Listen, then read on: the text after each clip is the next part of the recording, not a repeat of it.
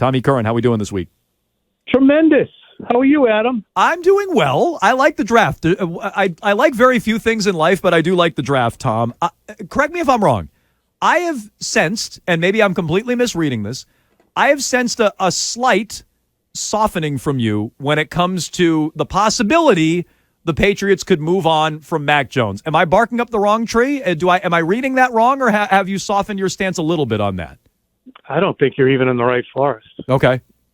I was on Early Edition last night, and I said it's not happening. I mean, the continued conversation about it, honestly, the drumbeat and incessant chatter about something that absolutely makes no logical sense, and I think it's actually kind of a self-propelled conversation now, based on nothing at all except not saying somebody's name by the offensive coordinator.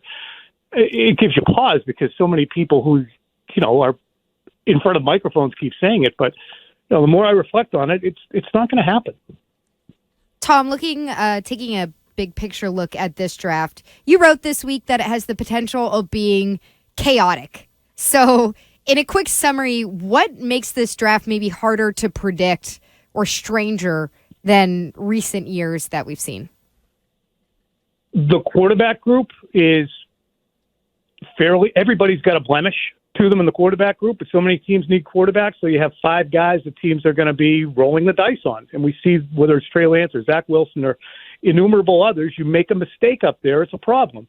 So all of those 5 quarterbacks may go early, whether it's the small guy, whether it's the guy who didn't score well on a cognitive test, whether it's Will Levis or Anthony Richardson or whoever else I'm missing, Hendon Hooker. Mm-hmm. All of those guys are players that teams have to hold their breath on.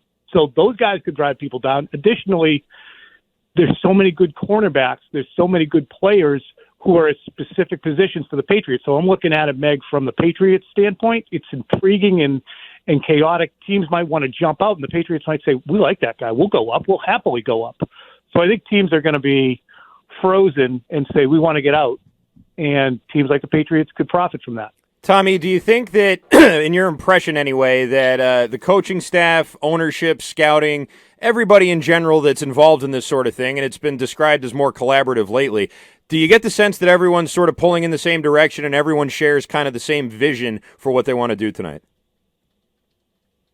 I think that ownership defers to the football people completely on matters of scouting, drafting, board stacking.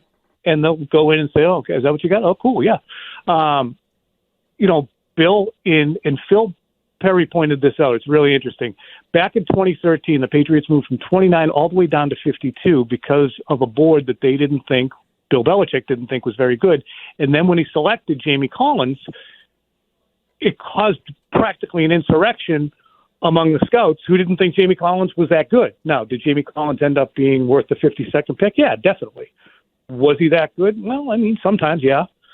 But this could be a draft like that, and unless Bill decides, yeah, we're going to do this, which I don't think he does quite as frequently, I would say, yeah, Christian, everybody's pulling in the same direction. Let me ask you about something you wrote the other day, Tom, and clearly I misread it because I thought I sensed some softening on Mac Jones. You say unequivocally, no, he's not going anywhere. You did want the Patriots to, in your words, be aggressive, aggressive. That's what you wanted. You want them to use a second-round pick on a quarterback, right? This is something you want them to do, namely Hendon Hooker. If he falls to round 2, which maybe he will, maybe he won't, you want them to use a second-round pick on a quarterback. You like Bijan Robinson at 14. You could see them taking a tight end in the first round as well. So I guess why are those the right aggressive moves for this team? Those are all moves. I think I phrased it in the introductory paragraph to that of which would be surprising but not shocking. So to me, all of those would make sense. If you look at the tight end position, you have 2 guys with expiring contracts at the end of the year and a bumper crop of tight ends. With Hendon Hooker, you have a player who's dynamic and can afford you something that Mac Jones doesn't. And in less than a year, the Patriots are going to be making a decision on whether or not to pick up his 5th-year option, which means he could be in his walk year next year. Why not have, if Hendon Hooker is good and he's still hanging around, bring him in? Would not be stunning if they get corner or defensive end or an offensive tackle in the first round to say, what the hell? Let's get a developmental guy in the second round. They've done it before. And what was the other spot? Bijan. Thank you. Yes, Bijan Robinson. Don't you like that, Adam? You're mad because I said you're in the wrong forest. No, I'm not. Your tone has changed entirely. No. I'm not mad. I literally thought I sensed some softening, but if I didn't, then I'm wrong. I like Bijan Robinson. I like running backs. So I if you can get a blue chip talent in this draft, I agree with something Reese wrote over the weekend. There's not a lot of blue chippers supposedly in this draft. So if you can get one, running back or not, you should go get him. So here's the thing with Bijan Robinson. People will be like, well, they got Ramondre Stevenson. Yes, they do. But he also is a byproduct of, or he's a product of being pounded and pounded and pounded. And I could see him in a year or two. He's a top 10 back now. When he wants top 10 back money, the Patriots say, we're not doing that. You're a between the tackles guy. Yes, you can catch the ball, but you're not that much of an item that we have to go and do that with and spend an insane amount of money. With Bijan Robinson, you can have a guy who can actually lessen the load on Ramondre Stevenson in terms of carries. He can be the third down back that you don't have and have missed since James White went into retirement and was injured. And you can also put him out and be a slot and be sudden outside in a way that you don't have anyone who does right now unless you want to haul Marcus Jones over from defense to do.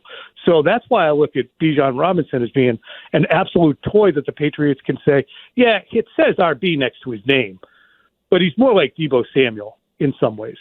There's a conversation out there, Tom, about the stakes of this draft for Bill Belichick and his job here. And I've heard you say that you feel like Belichick's seat is warming up. It's feeling warmer than it has in probably 2 decades. Would you say that this is the highest stakes draft since 2000? Does it compare to that time when he was a relative unknown, at least on the national scale? Yeah, I think last year's draft was pivotal, and it wasn't at the very top. It was eye-widening, but by the time you're done and the season ended, they'd gotten some good players. So this is a pivotal draft for a few reasons, Meg. They have clear positions of need, and there are clear players on the board throughout this draft at offensive tackle, tight end, cornerback, and defensive end who are just populating the top 50 on some websites. Big boards, 33rd team, for instance, has 38 of the 50 are those players. Wide receiver, the other one that I'm missing, sorry. So they're there. And the Patriots can absolutely do damage. They have 11 picks. The rest of the AFC East has teams with 6, 5, and 4. So they can make their team way better. They have to have a good draft. There's only 24 players who are under contract next year who are not on their rookie contracts. So they have to get younger, too. If Bill's going to catch Don Shula before 2026, it would be a great boon for them to have really what would amount to, agree or disagree on this, 4 decent to good drafts in a row. Oh, yeah. What that would be. Big agree. Yeah, I'd agree with that too. Tommy, this is kind of a dumb question, but by my eye, good start. This team could use a kicker and a punter. Is there any chance that they draft, not tonight obviously, but is there any chance that before the weekend's out there's going to be a new kicker and new punter on this team? I defer to Phil. I think they're fully planning on Nick Folk, and they love the punter that they signed from Denver. Mm-hmm. But Phil Perry said, look, there's very draftable. There's a host of draftable punters and kickers in this draft. So with 11 picks, Nick Folk and the fella that what's the guy's name? The punter? No idea. It's news to Waitman. News Corliss to me they even Waitman? have one. Oh, yeah, Corliss. I do remember him. Yeah. Right. So Corliss and Nick Folk could have some competition, and it could be drafted competition because there's a lot of them out there. But I would imagine that will be, 5th round extravaganza. Well, you never know with Bill. Let me ask you, Tom. Did you spend any time whatsoever chasing down this Reddit rumor about the Patriots moving up to number 2? Like, does that take time out of your day when there's a Reddit rumor? Is that something you have to do now?